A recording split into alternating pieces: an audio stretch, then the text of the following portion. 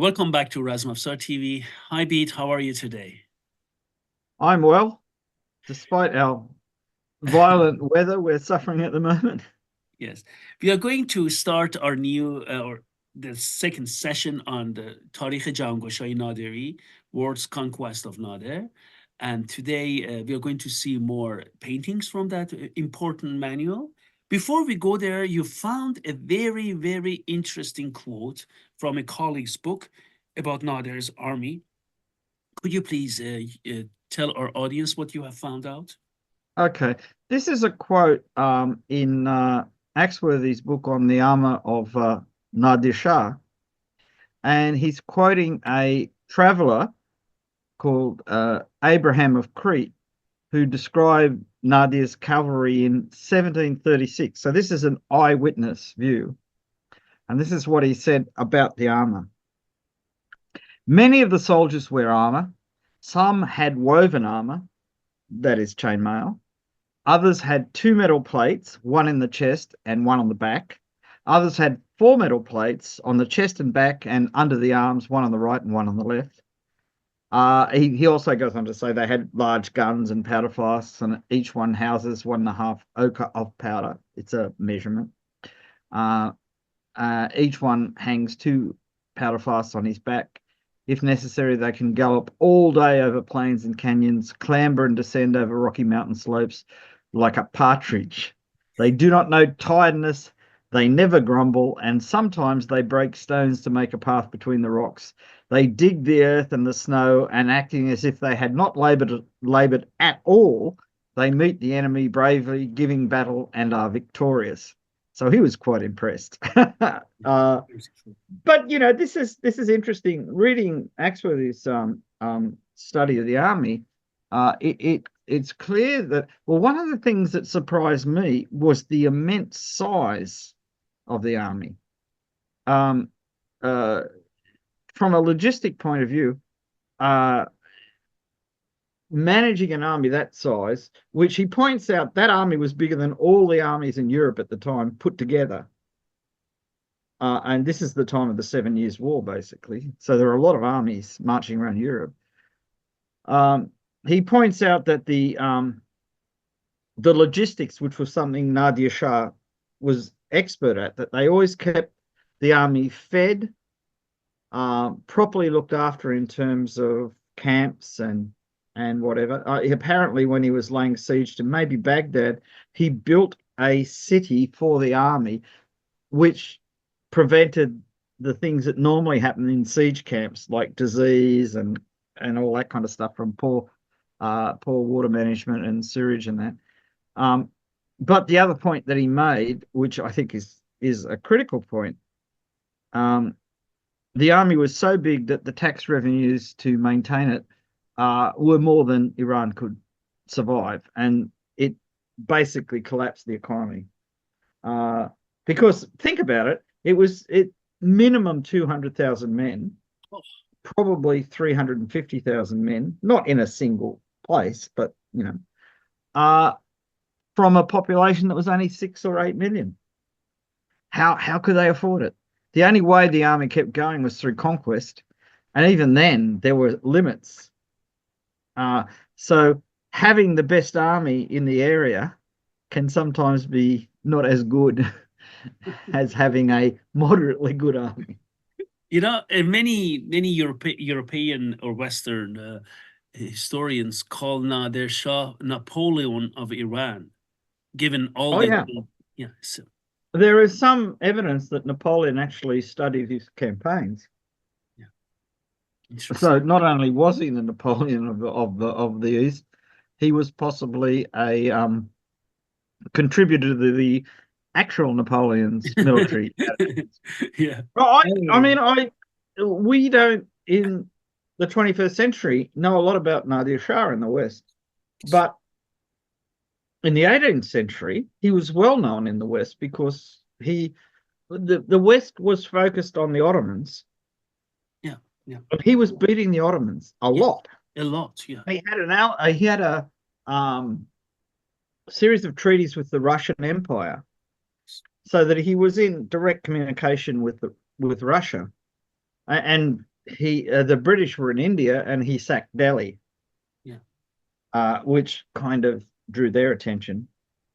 So his successes were interesting. One of the things Axworthy points out is that his musket, he mounted most of his firearm infantry so that they could get to battle quicker. So in the West, we call them dragoons. But what he says is that like there were two grades of musketeers, and the top grade, the muskets were designed for much longer distances, so they could shoot much further away. And he also says that sometimes they fought from horseback, which with a musket means you shoot once and then get a sword or a lance or whatever, because it's really difficult to reload a musket on horseback. Many of the muskets were flintlocks or Michelet locks, uh, which were the most advanced locks of the time. Uh, In my book, Persian Firearms, I show many muskets from royal collection from Afsharid period, and I had them analyze them, and the long ones with really long barrel. When I held them, you will not believe it, Pete. This was the one of the most comfortable guns I had in my hand, although it they was so had good long. balance. Yeah, Yeah. it was so long, and I always asked myself, "What the hell?" And it was from exact. No, it didn't go down Yeah, actually. I know. That's what but the Yeah, first thought is that they're going to be really no, heavy. it That was so. long. So the different flintlocks, Michelets, as you mentioned it as well, and then there are many from Afshari. Okay, they have starting from Safavid period. They have it up to the end of the Qajar period, but beautiful muskets, which I show in my book, Firearms. Yeah, Persian. yeah, I remember the illustrations. Yeah, That's one of the things that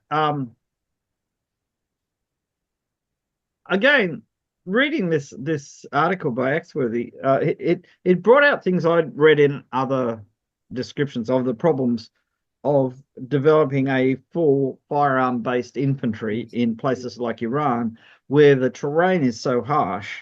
yes, The difficulties in moving all your equipment from one side of the country to the other are dramatic.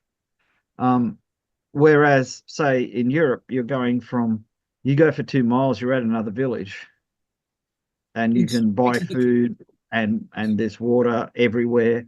And I mean, it's pretty easy. I mean, when I say buy food, not everybody bought food. People stole it and everywhere. But Europe was conducive to small armies moving small distances, whereas Iran, Afghanistan, Central Asia, it's very difficult. And in one of our other talks years ago, I mentioned that I read a thing from some 15th century Italian ambassadors coming home from Iran, late 15th century, early 16th century. I think they met Shah Ismail Safavi coming home from Iran, and they're going up through Russia to avoid the Ottomans, and they're complaining that they're all starving because there are no villages to buy food from. Whereas, say, the Crimean Tatars or anybody in that area would take food with them Yes, because there's no villages to buy food from. So if you're transporting an army that's got wagons and guns and barrels of gunpowder, it gets quite difficult difficult. Yes, in that kind of scenario. Plus, the distances usually between battles were much further. yes. Okay, Beat, let me just try to share this second part, and we will see. You're going to love, and our viewers are going to love it because it is Mhm. the new paintings are also, as the first type, they're going to be magnificent. Okay, just let me know if you can see that, Pete. Yeah, yeah. Okay. This is from the last time. We already discussed that. We are not going to discuss about that one. But let me just move to this. Okay. And this one is really, I, as a wrestler, love it because they are fighting on the ground. And Yeah. I love it, But I'm going into detail, you know. And there is a, I can see something there that's appropriate to yeah, what you were talking about in one of your things on YouTube about using the spear, because one of the guys has that grip yes, as exactly. opposed to that grip. Exactly. Yeah, so that's Let us go observation. through this. You know, it's just a very very interesting thing, right? In a wrestling position, controlling on the ground and still using his shamshir, and this guy trying to cover as much as he can. The other Yeah, guy yeah. as well. Look, is not successful. He's getting stabbed in the Stabbed in the throat. Yeah. yeah. And this one we Actually, talked about. Okay, let's start from this because you started with this a beat on yeah. the right. Okay, go ahead, please.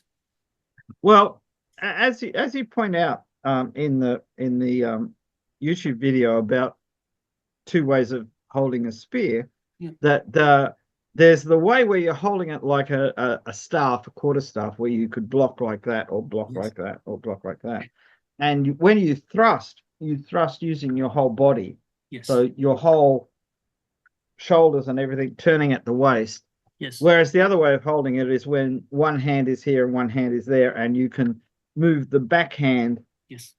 and have the spear slide through the front hand, so you've got Yes. more precise control on thrusting. Yes. The this way is for using your whole weight Yes. to drive the spear into somebody. Um, but it's interesting to see that somebody's actually showing a technique Yes. rather than just, oh, he's holding a spear. And this one is, he is holding it other way around. So we see, excuse me, I'm showing it on my screen. You don't see that. I'm Yeah, sorry. This guy is showing it here, other way yeah, around. And this is the yeah, other yeah. one. That's that method when you, Yeah. which is very precise, Very. and you're using your back arm, and well, actually using your arms to thrust like that rather than using your whole body to thrust like that. Yes. So one is for precision, the other one is to kind of punch your way through something really resistant. Yes. It seems that targeting this area in Nader Shah's army was a very favorite technique because you see this on many Oh, many. yeah, yeah. Well, you want to, it's a big target on those people. Yes. You see, it's very interesting. You see again the shields. You remember again consistent Yeah, height shields. yeah, yeah. Hide shields are really effective. Yeah, very. Actually, I saw an article on the actual structure of rhinoceros hide on the rhinoceros, and it's amazingly well designed as armor. When the rhinoceros is still alive, whether it's, you know, we know that it was very effective. These black shields are almost always water buffalo. Yes. Um, and, just the one I have on the wall, Mm. these are really good shields. I've seen like that one's an antique. That's probably late 17th century, early 18th century. Oh no, sorry, late 18th century, early 19th century. Um, it's really super solid. I've seen ones where they're only maybe about a centimeter thick at the edges, and they don't have the rolled edges, but they're still strong. And I mean, if you held them in two hands rigidly, Yes. and someone struck you with a shamshir or a tulwar, maybe they'd cut through the shield. But if you're holding them in one hand center grip, and someone hits you really hard, the shield turns and deflects the blade, It does. and so it's much more effective than just its ability to stop a direct Yes. blow. Yes. Please take a look at this. How detailed his shamshir is depicted. Beautiful, huh? Yeah, that's actually it's a really good picture. You can see the cross guard very clearly. You Yeah. can see that he's gripping thumb over index finger. Yes. Over Actually, in. I've got a killage here, which I Yes. can Sure. use to demonstrate this. Yes. Because one always needs to have a killage near at hand. I think it's here. Ah, here it is. Mhm. Um,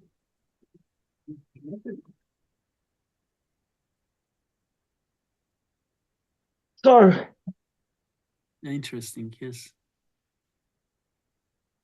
I just Yeah.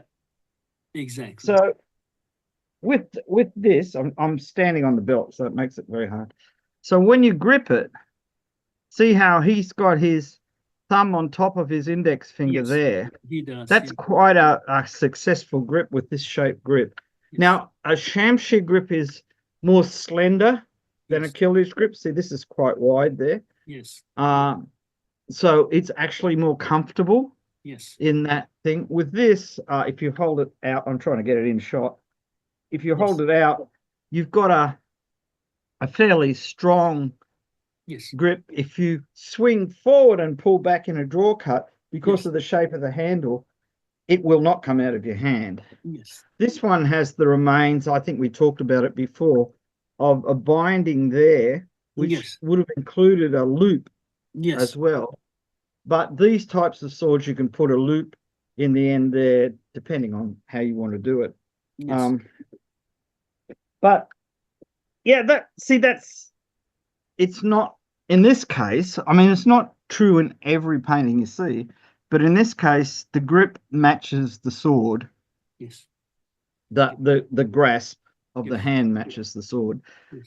We have this problem in English, which is true in Arabic and Farsi as well, that the word for gripping and the word for the thing you grip is the same. Khabza, you know, we've got the grip and the grip, but yeah, And look at the helmet again. How detailed, how beautiful is yeah, it's painted. well represented, and it's a Kula Khud type of helmet that's a lot have survived. Yes, and look at the male armor here. How beautiful it is. Now, Yeah, one by again, one. it's interesting. This is actually quite detailed, and because the paintings aren't as old as, say, the earlier Safavid ones, Yes, exactly. the silver hasn't deteriorated as Yes, much, so it hasn't turned black.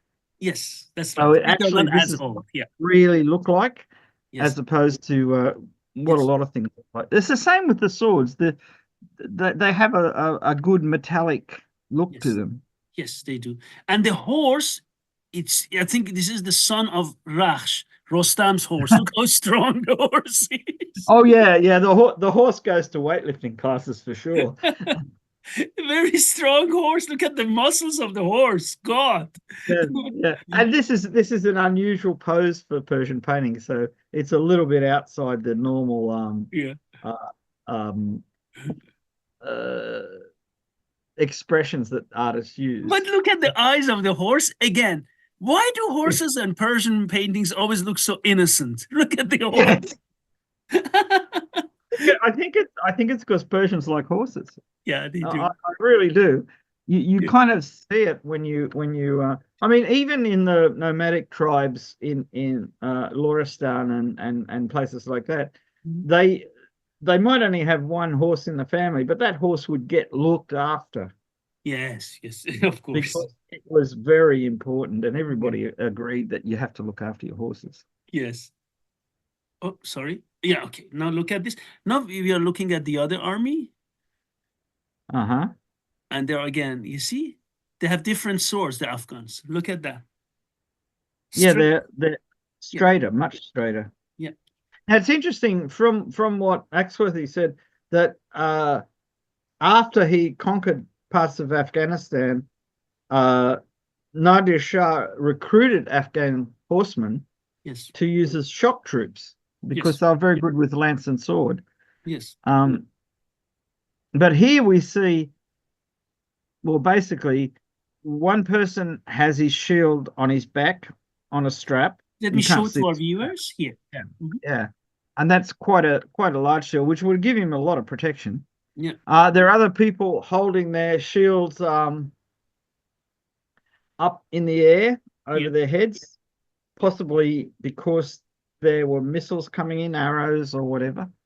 Um, Again, then they're rarely showing stirrups, but they're showing the foot in the position you would have it in when you're riding with the stirrup. yeah, See, absolutely. the man with the shield on his back, see how his foot is turned up, Turned which up. is a Yeah, here. stance when you're riding with stirrups. Yeah, Um, Everybody, again, I mean, despite their distress and general unhappiness, but they're riding very well. They're in, their leg position, everything is quite well controlled. yeah. Um, yeah, looking at it, you can't see anyone wearing armor. Mm-mm. Um, oh, but they might be following Persian troops. Yeah, they are following Persian troops. These are following Yeah. Persian troops. Yes. Yes. This is the gentleman in the beginning who was being stabbed. You know, Ah, right. Yeah, here. yeah. Right. Let me just give you the full picture beat. Here. Okay. Look at this. Interesting, huh? All right. So you've got a fortified town in the background. Yes, here.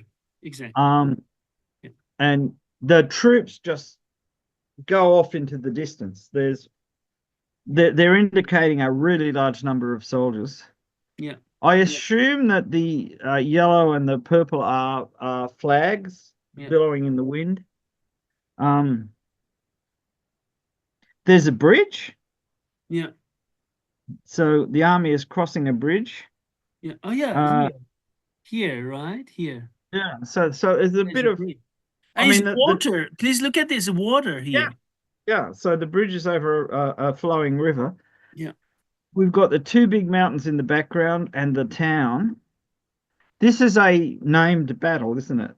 Yes. I forgot to put the battle name. Sorry. Oh no, it's okay. Beautiful, isn't it? So let me just go to the next one. Oh, we talked about it? Okay. Yeah. Now we go to the next one. Yes. And this one gets really interesting. Okay. They show different battles of him against Afghans, against Ottomans in Iraq campaign. So different battles of Nader Shah. And now please take a look at that. Beat, look, this guy again, Char Aine. Some of them don't have Char Aine. This guy have mail armor. Another Shah Yeah. is there. We will come back to all these things, different reports. Let me just go here. Look at this first. I think this is from here, right? Please Oh, this is. Oh, they managed to remember to paint in the stirrups. Uh, look a bit. One thing for our viewers, this guy mhm. is having a shamshir, and look at this, possibly a mace. Yeah, yeah. So A combination of both, right? yeah. This is interesting because I mean, you could have a shield in the other hand, but you Yes. could also have a staff weapon of some kind, a mace or an axe. Or an axe, yes. It's I beautiful. think you're right. I think it's a mace. It's a mace, yeah. I think so. Yeah. And look at this position and look at beautiful, isn't it? Yeah, Beautiful. yeah. It's quite well observed. Oh, look, Uh, Pete, he has stirrups painted. Look. that's what I said when I first saw that. I said, Yeah, he remembers stirrups, yeah, and he's also got high heel boots. yeah, he does. What is he doing? Look at this guy. What is he? Yeah, I think he's got it. I think that kind of strange thing with their left arm. I think that's holding a lance. Oh, that's a See, lance. Yes, yeah, yes. the guy in the foreground is doing the same thing, and he's got the same peculiar position. We've got to remember, it's not like European knights with lances where they put them under their arm and No, no. charge. They would change hands Yes, change hands. Yes. all the time. All So the currently, both of them are riding, holding their reins in their right hand and their lance in their left hand, but yeah. they could rapidly change hands. Yes, they could. And There's two. they Yeah. have bazuband as well. Yeah. Yeah. Actually, and so does the person behind them. Actually, they've got the aventails on their helmets come to points. If you have a look, that the the man in the center, you Hmm? can see that his avatar has got a point on it, but the man to the left of him, who you can see the back of his head, you can see the avatar comes down into 2 points. Yeah, here. And real surviving helmets have avatars on them like that. Yes, So this is again an observation yes. rather than just reusing an old image. And look at this guy. This guy's Scarface. He is the Oh, earlier version of Tony Montana. yeah, he looks a bit angry too. Yeah. I Yeah. noticed nearly all the lances have tassels on them below the lance head. Yeah. This was sometimes said to be to stop blood running down the lance and making the poles slippery. But it probably had a shamanic purpose originally. Because Chinese spears have tassels like that. Um, all over the world, they're quite popular. Yeah. And now we're going Actually, to. I was going to say, yeah. Oh, that's a good one. Oh, did you want to say something about here? I was only going to talk about one of the man that's in the middle Mhm. appears only to have a beard without a mustache. This guy? This guy? Yeah, Yeah, that's am right. I am I right? He doesn't have a Because mustache. He everybody has a else, beard. Do you know why? Because I think originally he comes from Chechnya or something. No, I'm sorry. hey, I'm just kidding. I'm just kidding. yeah, but he could actually, because according to what I was reading, Nadir's army contained Sunnis and Yeah, Shias, yeah, of course. It did. and It did. certainly in places like Bukhara, generally religious people would shave the Yeah. mustache off but keep the beard. Yes, that's So what they do. It's as it you could know, it's not actually, a Persian tradition, as you know, right? yeah, no, it's not a Persian tradition, And but look at these guys. These they have full beard. This is Persian tradition and a mustache. Look, but yeah. this guy is the only one who doesn't have a mustache. Yes. And in the very front, I think he just has a small mustache. He looks, excuse me to say that, he looks like one of those MMA fighters from Dagestan. He does, honestly, he does. Hey, well, considering that Nader Shah campaigned in Dagestan, Yeah. it's quite possible he had Dagestani people in his army. And the thing is, there seems to be an attempt to show the different types of people there. Yes, absolutely. Um, That's beautiful. mm. That's beautiful. And some of them are, don't have, they're shaved like this guy, right? Yeah. Like this guy, right? Some of them have quite red cheeks too. Did you notice that? Yes, they do. Yes, red, Yeah. red, Not red. everybody, Yeah. just some people have very red cheeks Yes, that very. just slap the book. Yeah. Ah, And now here, here is, oh God, this gets a bit more action, right? oh, Look at this. yeah, there's a lot of action going on here. Yeah. And violent action. The on the extreme right, the man in the blue in the middle has just had his head split open Oh God, by yeah, this guy. Yeah. yeah. Um, somebody else further up has just been cut through the shoulder next to the neck, Yeah. which I believe is a fatal blow. Somebody else has been hit in the back of the head. Yeah. Yeah. Here. Uh, it's pretty full on. Cha so he's got all four plates. Yes. And this guy, Uh, look, he's getting his head split. And look at this here. Again, speared here. oh God, yes. Oh God, it's terrible. You will never sit down again. No. Uh, Unbelievable. Unbelievable. I wonder if that was the artist saying he was making fun of the enemy. I bet you never see that happen to a Persian. No. And look at this guy. He turned shooting with the bow. Look. Yeah, yeah. Yeah. It's unbelievable. So much He, action. he's got a very conical helmet, like a Tartar or Yeah. yeah, Really. one of those. Here, this guy. Everybody else has got more Persian-shaped helmets, even the enemy. Yeah. But he's got almost a conical helmet, which you see Yeah. among the Crimean Tatars and a few people like that. Mhm. Yeah. Unbelievable. Yeah, it's very well done. And look now, Nader Shah in all painting, not all, in most, has his tabarzin axe. Here he's holding a mace. Gurs. Gores, yes. And he's got stirrups. Yes, he got stirrups again. Well, he is the Shah. He should have stirrups.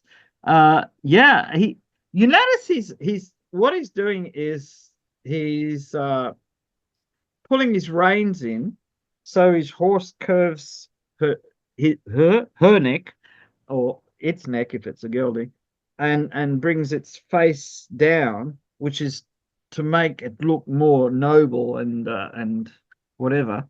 Um, there's also a brand on the horse, if you notice. Ah, no, I haven't noticed that here. Yeah, you're right. I like the fact that all the trumpeters are in the back, just behind the Shah. You can imagine what the noise would be like. Yes. And look at the Zamburak. Zweifel Yeah, guns look cannons like, on camels. Yeah, yeah, look. It's so detailed. I honestly, and each time I look at these paintings, I discover more. Look at the oh yeah, Zamburak. and there's cannons in the foreground as well. Yes. Yeah, here.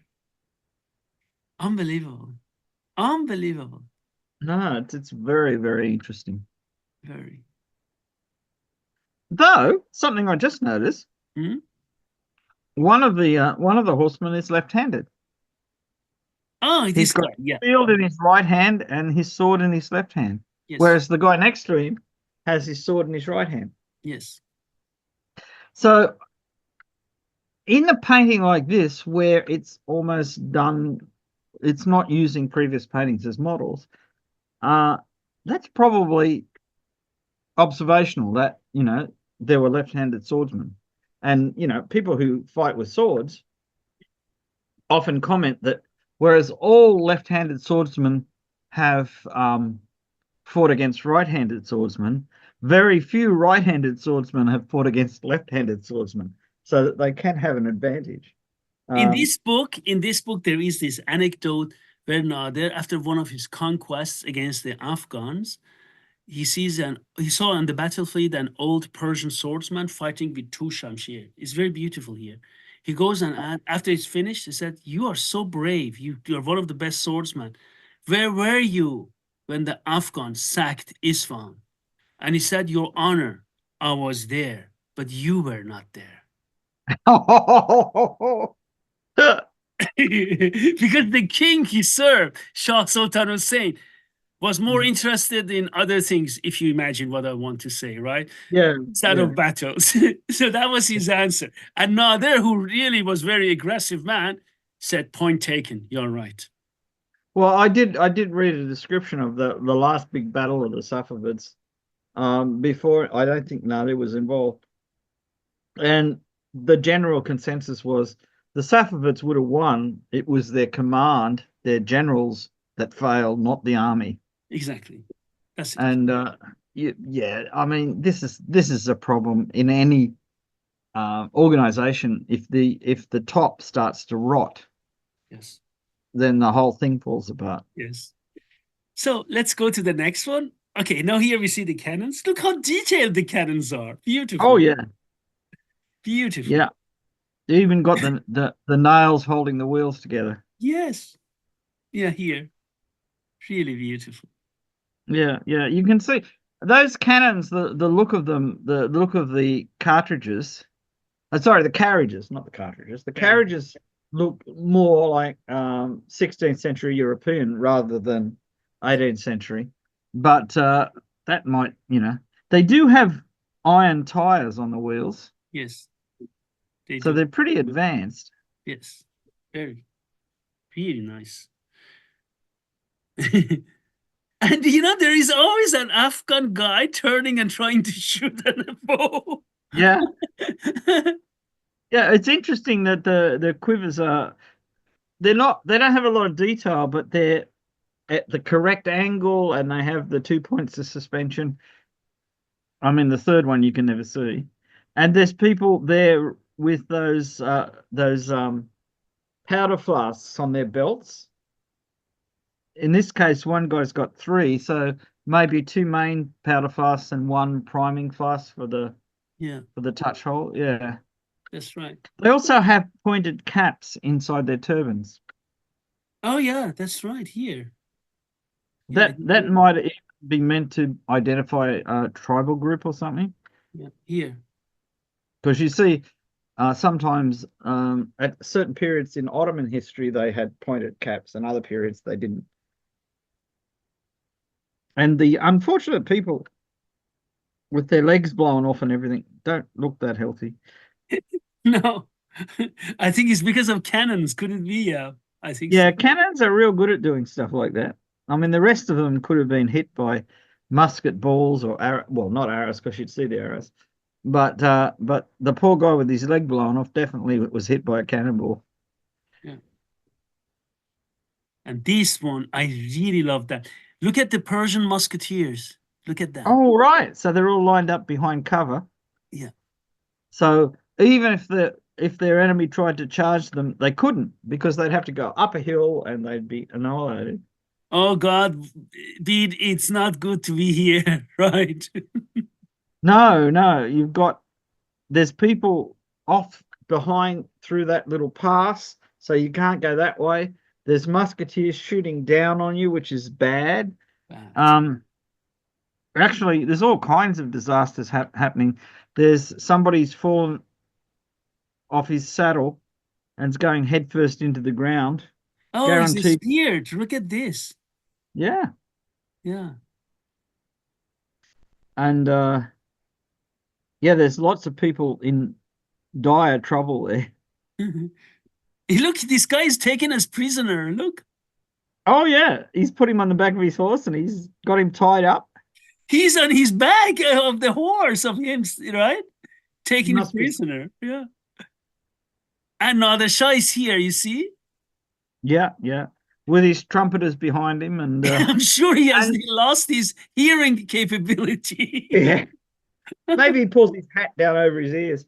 I notice also again there's a group of flags behind him that, or they could be yak-tail banners or something, but they've got their silk covers over them, Yeah. so that maybe they don't take those off until he's going to charge himself or something like that. Or it might be some kind of signal. Different colored flags mean different things. But it's interesting. Lots of people with shields and trying to defend themselves. Yeah. I mean, well, yeah. Oh, yeah. He has. It's somebody. Yeah, yeah. He's been speared through, gone off his saddle. Yeah. Uh, Look at this. We can see it here better. Unbelievable. yeah, and we know he's got stirrups because otherwise his left foot wouldn't be where it is. Yeah, His right exactly. foot's up in the air. It's come out of the stirrup. Yes. Yeah, this is very detailed, and you can see, and he's been stabbed by the guy holding the spear in his left hand. So Yes. they're using the spears ambidextrously. Yes, ambidextrously. Yes. I'm Beautiful. looking. The person that speared him is just wearing a male shirt with bazu bands, and there are other people behind him with male shirts and bazu bands, but there are cha'aina all over the place. 1, 2, 3, 4 in that small section. Oh, that's right. Here. 1, 2, 3, 4. Yeah. Yeah. I'm guessing that the people in the upper background there are carrying muskets. Yeah, they're muskets, exactly. Yeah. So you've got the full complement of weapons: swords, spears, muskets, and bows, all in the one painting. Surprising nobody's pulled a dagger out. Yeah. Look at this. Oh, God. Unbelievable. Yeah. Unbelievable. They're starting high and bringing the sword down. Yes. Out. Getting a strong strike. Yes, very strong. Yeah, you definitely wouldn't want to get hit by that. Oh God, no. Look at this guy. He's also hit on the back of his neck. Yeah. Yeah, that's there's going to be a head roll after that. Yeah. Yeah, it's interesting. Again, he's attacking from the the horseman being attacked is on his left. He's attacking from the right, but over Oh. like that, which is again, it's not that easy to do. Mm. Um, Yes. Very interesting. And look at this here beat. Oh yeah, that's the guy. He's fighting with a straight sword, right? And he's being, oh yeah, yeah, straight sword, yeah. getting his arm cut off. Yeah. Yeah. Unbelievable. Look at his shield beat. Look. Oh yeah, it's a Kalkan type. Yeah. Yeah, I can't tell. You so see? that they're again observational. It's more observational than it is um traditional in the Is it sense that part of the painting missing? Color missing here? Yeah. I think here, right? Here. yeah, yeah. Oh, sad, sad. Yeah. Yeah. Well, paintings get damaged, and maybe the way they applied the pigment was too thick and it flaked off. Mm. It's It's, but it's really fascinating that there's so many details of combat in it, yeah. Unbelievable. and that the, what I wouldn't have expected is that are these who are they fighting here? I Um, need to check it a bit. I'm okay, sadly, because the straight swords of they could be Afghan, I suppose. yeah. And Nader Shah is here again. Yep, Look at the he is. musketeers.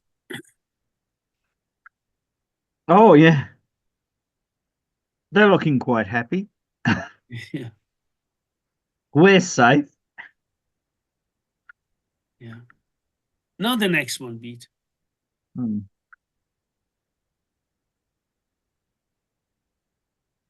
Crossing a river. Yeah. Look at him. Two-handed. He's using two hands to Yeah, help. yeah. One hand on top of the other rather than. Yeah. Look at this. Well, if somebody's got their back to you and you've got a good chance, Yeah. You have more power. Look. Beautiful, huh? the one of the men in the water is wearing a Humayani type robe, you know, like that crosses over like the Mongol robes. Yes. Oh, it's this one, right? Yeah, yeah. There've been very few people wearing robes like that. Yeah. So yeah, that shows quite a variety. There's people on foot with sword and shield, people with just a sword, people on horseback with just a sword. Um, Yeah. I'm not quite sure where that shield comes from. Probably somebody in the foreground. There's Nader Shah. Oh, he's wearing a quiver. Oh, yeah. That's his. He is often shown when he's shown with a quiver. The arrows often have that cresting. The painting on the arrow shafts is Yeah. often that color. Yeah. Which might be something that was specific to him or the Afshari tribe or whatever. B, do you remember when we had all these published on different Persian manuscripts, manuals on archery, that each one of them said that the different draws, not only Borut Kesh, and one of them Yeah. was Sine Kesh, chest draw, look, Oh yeah. chest draw, Sine Kesh. I think um, everything that I've read from other cultures suggests that the chest draw is done for long range. Um, So you've lowered the base of the arrow. It's not a good draw, but if you've got a target a long way away and you're shooting at a group of people, not a single object.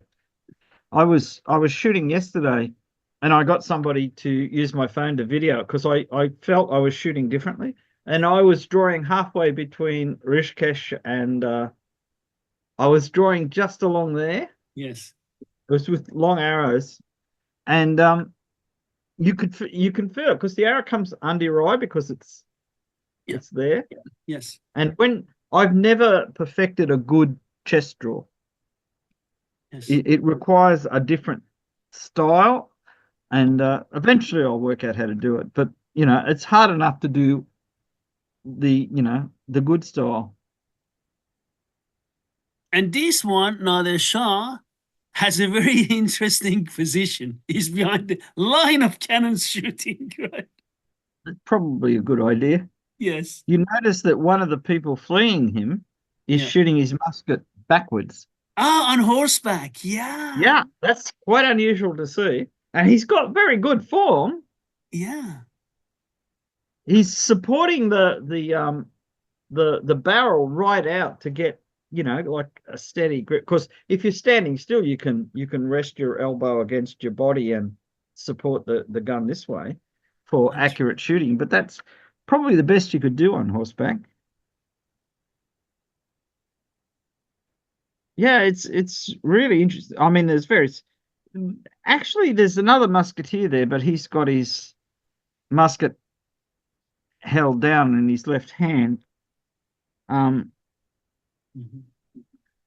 so whoever these people are, Yes. they're more closely. Well, there's one man getting killed with a straight sword, but Mhm. the musketeers both have Shamshir style swords, and there's another person up further, just over that ridge, with Yes. a strongly curved Shamshir sword. Oh, So this guy. Yeah. yeah, yeah. So obviously Oh, sorry. the I pressed the wrong button. obviously the very curved Shamshirs were starting to spread Yes. as a design. And look at this bead. This guy here has a straight sword, and Yeah, this one he has. curved. This one. It's really quite interesting that again they're showing and oh, well, I'm not sure if he doesn't have his sword in his hands. His sword's still in his scabbard, so the scabbard is turned around. Like the scabbard for this sword um will not sit like that. It always turns over Yes. because of the curvature of the sword, um, which is quite natural for it. Yes. And if we go ahead, look at the detail. Unbelievable. Please, beat. Look at the shamshir Yeah, and look at and this shamshir. you can see the pommel caps clearly. Yeah. You can see the fittings on the scabbard. Unbelievable. How beautifully they are drawn. Really detailed.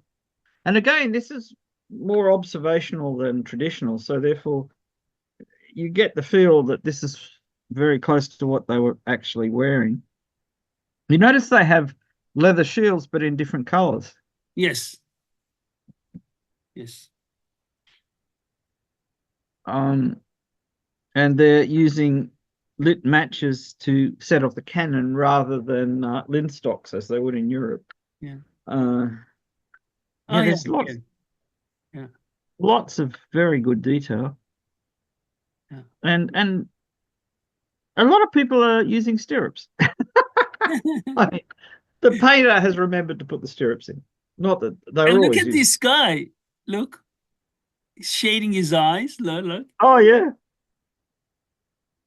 So he'd be lucky to see through all the clouds of Exactly. What do you want? Can you see? gun smoke. Yeah. Yeah, I'd be one of the great disadvantages of gunfire. Oh, Nader Shah has a really decorative bridle, Yes. which reminds me somewhat of certain Afghan bridles as well. Mhm. The thing that to me stands out, there's no throat latch, which may be just the artist left it out. But one of the traditions of North African Arabs was they had a throat latch on the bridle for everyday use, but when they went into battle, they didn't have it there.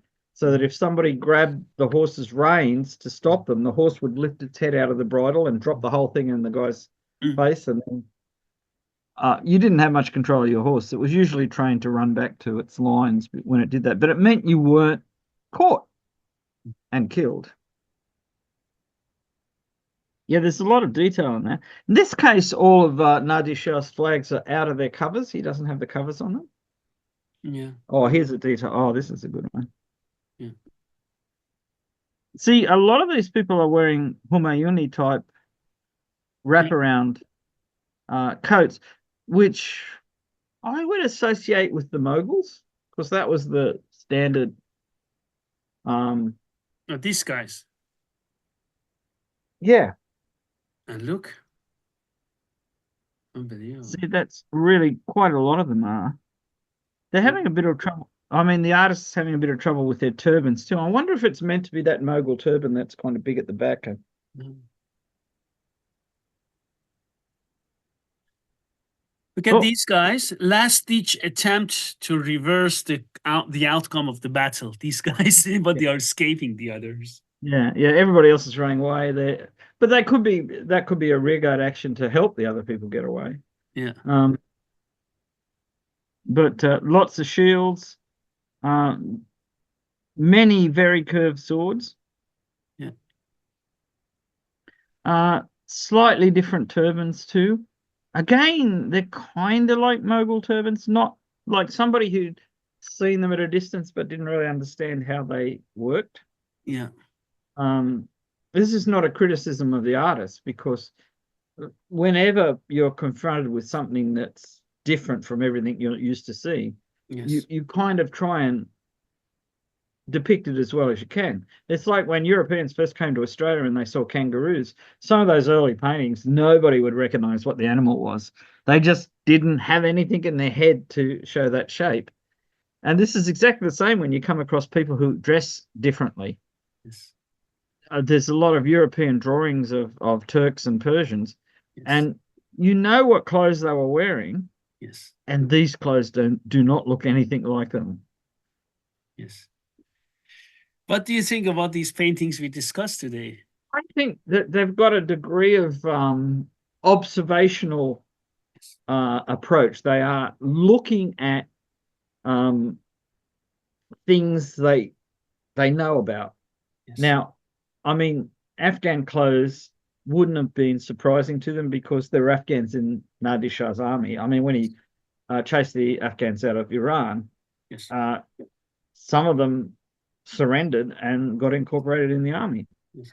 So these things are things they're familiar with. The things they don't seem to be very familiar with, and I'm only guessing that they're meant to be Mughal soldiers because of the robes and the funny looking turbans, is that they knew the robes because the robes were in Iran as well, but they didn't know um, those turbans are peculiar to the Mughals. Yes. And nobody else used turbans like that.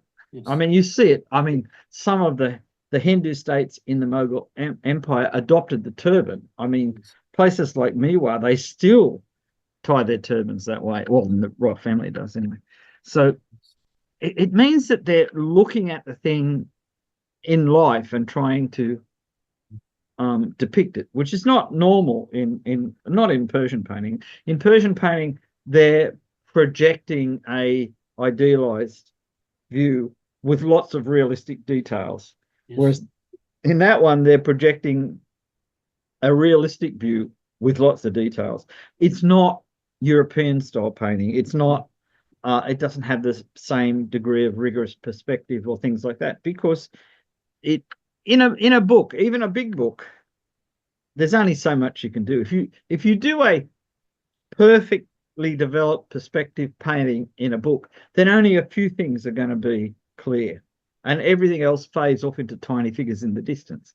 So if you want to include those figures, you've got to compress perspective Yes. so that figures are roughly the same size. Yes. That though did have some Yes. foreshortening and things like that. So Yes. it clearly had European influences at a technical level, Yes. but not at an artistic level in the sense that the view is still a Persian view. Yes. That's true. That's true. Okay, Bede, thank you very much. I hope you enjoyed it. All these new Oh beautiful. yeah, that was a wonderful painting. All of the paintings in that book that we've looked at have been really evocative, uh, and they showed what the artist thought was happening. Yes. Uh, and I mean, it's not the same as if you're know where every regiment was and all that kind of stuff.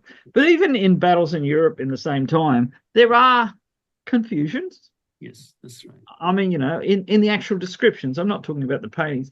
In Europe, the paintings were no more trying to depict an exact thing of the battle as they were to show how important, the King of Prussia was, or the King of France was, or the King of England was, or whatever. Yes, The generals were. yes, It's There were more important things than accurate representation, yes, because these were often propaganda pieces to show off how great the general was, or how great the king was, or the sultan, yes, or the shah. yes. Thank you very much, Pete, and hope to see you soon. And bye bye. Yeah. Bye.